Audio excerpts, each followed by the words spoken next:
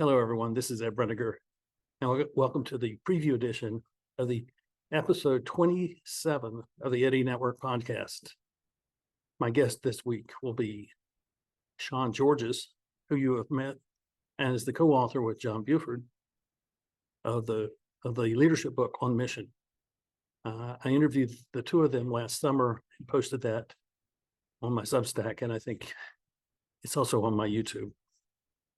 I think you will see the video that you see with this preview edition will set up the conversation we're having. You'll see Sean as an example of the things we're talking about. And I know I'm embarrassing him in saying with that because he's a very humble guy, but I think you will appreciate the story tells and then the conversation that we have. So I look forward to presenting that to you, and thank you for watching, and we'll see you down the way. Bye-bye.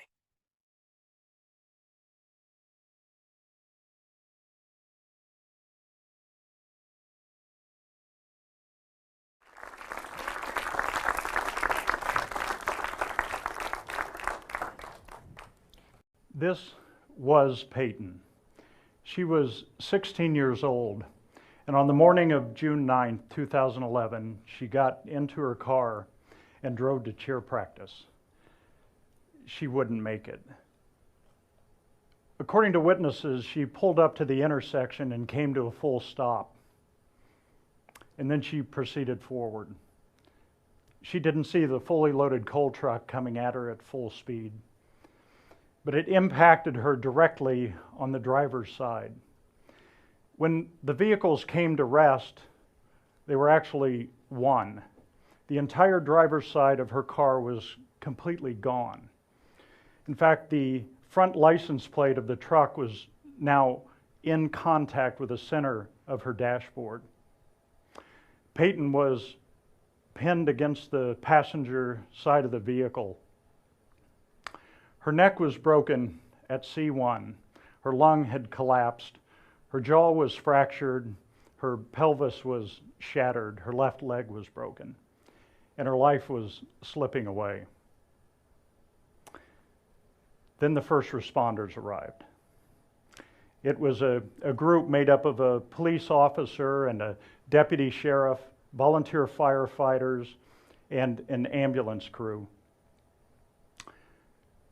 They began to form and act as a team, aligned with a clear mission. And that mission was to tend to the injuries of the truck driver. And they had an opportunity to save this girl's life. They began to assess the situation. They realized very quickly that she needed immediate and serious medical attention. They knew that it would take from 30 to 45 minutes to actually extract her from the vehicle, to cut her out of the car. And they realized that they didn't have that kind of time. So they began to develop ideas. They began to try to figure out and solve what appeared to be an unsolvable problem. And they realized there was a small opening in where the sunroof had been. There was a chance for someone to slip inside from that position, from that place. The deputy sheriff asked himself the question that he always asks: what is my best and highest role? And he realized that he needed to move, and he moved. He climbed on top of the hood of her car, and he found his way into the interior of her car through the opening in the sunroof. When he was in there, he realized that although Peyton's upper body was resting against the passenger door, her feet were caught on the driver's side in a very small opening, about 4 inches in diameter. He was able to attempt to pull and realize that that was not going to be successful. In a moment that was inspired, he reached down and pulled on one of her shoelaces, and it untied her shoe. He was able to loosen her foot and raise her foot, raise her leg, and do the same with the other shoe. Shoelace, foot, leg. He then was able to secure her body so that the other first responders could access, get inside the car from the outside, from the windows, secure her head and neck, and ultimately pull her from the vehicle. This act that appeared at first glance to be impossible took them 10 minutes, only 10 minutes to remove her from the car. Peyton was placed in the hands of the ambulance crew, and the ambulance crew sped away to the hospital. This team worked so quickly, in fact, that they were able to call off the life flight helicopter, saving precious minutes and perhaps Peyton's life. At the scene, not a single first responder thought that this young girl would make it to the hospital alive. In the ambulance, they worked hard. They worked hard to keep her alive. Peyton arrived at the hospital and the doctors assessed her injuries, and they knew that they were severe.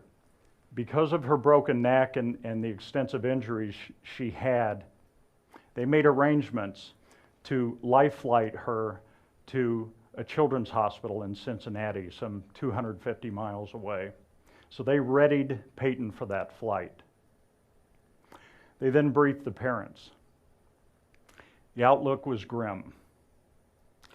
Peyton may not survive the flight to the children's hospital. She may not survive the surgery. And even if she did, they couldn't guarantee any kind of positive outcome. Peyton was then placed in the hands of a 3-member life flight crew. And as the helicopter took off, a surgical team assembled on the ground in Cincinnati. When Peyton arrived, they prepared to conduct a very risky, difficult surgery that was expected to take 8 hours. They were going to have to reconnect her occipital bone through C3 using 2 titanium rods and 6 screws. I share this story with you not because it's about helicopters and ambulances. There's something more important here. This story is about human beings working in service to one another in alignment with a shared mission. This story is about leadership.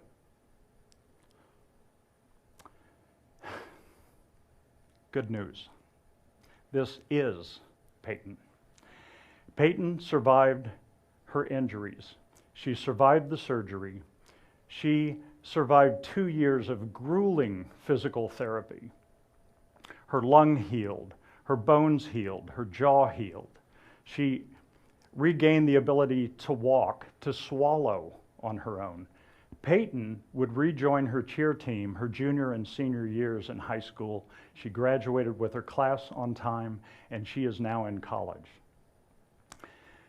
Peyton is my daughter. And over the course of this entire chain of events, I spent a lot of time reflecting on what had happened. I kept coming back to these first responders who'd performed so magnificently in a situation that I think few of us can barely imagine. How had they accomplished what they had accomplished? I found out who they were, and I arranged to meet with them individually and collectively. I learned some important things. They had a clear mission focus. And this is a hallmark of teams that are well led and also that lead well, and there is a difference. They were well led, strong mission focus, training, how they were prepared for their mission. They had the right people there, the right equipment. They knew how to conduct themselves in that kind of a situation. Everything they did, decisions, initiative, was all focused on mission. And in this case, Peyton was the mission. They led well, shared leadership. This was not a situation about position or titles with some person with great authority issuing orders and people standing around waiting for instructions. They knew how to move, they knew how to lead in the moment and at the scene. They moved as a team. This was not a case where it was about individual effort. Everything they did was in the context of a team. They believed. They had the audacity to believe that they could literally change the outcome, that they could save this girl's life. And they moved with that conviction, and it was a self-fulfilling prophecy. And finally, they served. This wasn't about their own self-interest. This was about their teammates and Peyton. And everything they did was with that spirit. Not a single first responder asked to be recognized or sought recognition for what they did that day. And when I looked at what they had accomplished, I reflected back on a prior life and my own experience as a Marine Corps officer. And in the Marines, we learned that leaders have a sacred responsibility to serve their Marines in accomplishing the mission. Sacred responsibility, service, mission. We used phrases like officers eat last and take care of your Marines first. Those weren't just phrases we threw around. They were really the hallmark. They were at the heart of how we led. Authentic leaders serve people in accomplishing the mission. You can call it alignment. Can it be that simple? Oh yeah, it can be that simple. We have so confused the concept of leadership. We've made it almost unattainable and sort of mystical and magical. It is that simple. It is real, it is human, and it's vital. But it takes this important shift in perspective, this servant's perspective. And here's what it looks like. Very simple. Mission is at top, big letters. Mission is primary. A compelling mission is a motivating power. It's an aligning force. People bring their talents and passions and skills in alignment to accomplish mission.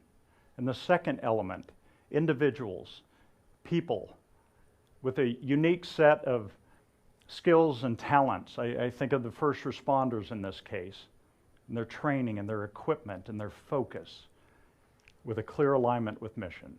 And then the third element, at the bottom, small, humble. That's the servant leader with this sacred responsibility to serve and support people in alignment with mission. That is the correct orientation. See, it's not about the leader. That is where the magic happens. That is where the power comes from, not from you and I individually, but from we.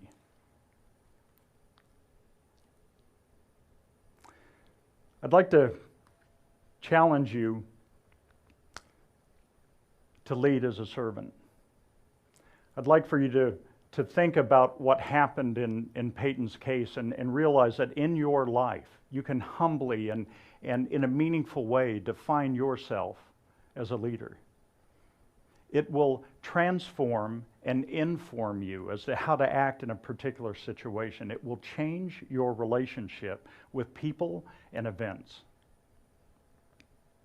Number 2, get on mission. Align yourself with something that has meaning, that resonates with you. And number 3, lead. Lead as a servant. Lead is a verb.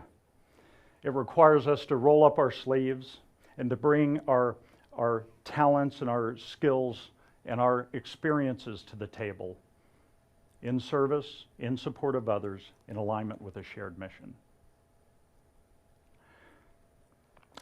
Peyton's accident humbled me deeply. I felt that I had failed her. She'd only been driving for about 3 weeks. I could have done more.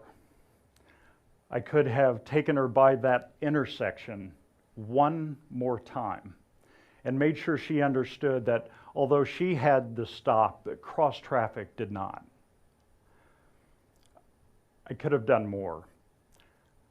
I didn't stop the coal truck from hitting her. I couldn't pull her from the car. I couldn't fly the helicopter that took her to the children's hospital. And I couldn't do the surgery. In fact, I had to rely on many other volunteers and professionals to do that. It felt that I hadn't done enough. I did not save my daughter. I do, though, define myself as a servant leader. And although I felt that I could do nothing more for Peyton, there was more I could do. What is my best and highest role? I could find some way to recognize this entire group of people, from first responders to caretakers and physical therapists. We could say thank you. My best and highest role became Marines Like Missions. My new mission was to say thank you. So we found ways, after Peyton returned from the hospital, to identify and recognize in ways both public and private these people who did so much, who actually gave her the chance to live and to live a full life. So my best and highest role at that point was to say thank you. It was as simple as that. One of the meetings I had was a great opportunity. Several months after the accident, I arranged to meet with the ambulance crew. We met at their station, and I brought some pictures of Peyton and shared them with them, and I wanted them to just know a little bit more about her. I wanted them to realize that they did something very important here, and I learned about them. We had a great discussion, and when I felt that I'd said enough, I asked for my leave, and I got up to walk away, and one of the young men who was on the team stepped away, and as I'm walking to the door, he said, "Sir." And I turned around, and yes, I'd like to give you something. I said, "Certainly." And he held out this emergency rescue knife. And he said, "I'd like you to have this." And I said, "What is that?" And he said, "This is the knife I had on that morning, and I used it to knock the glass out of the windows so that we could get to your daughter and pull her from the car."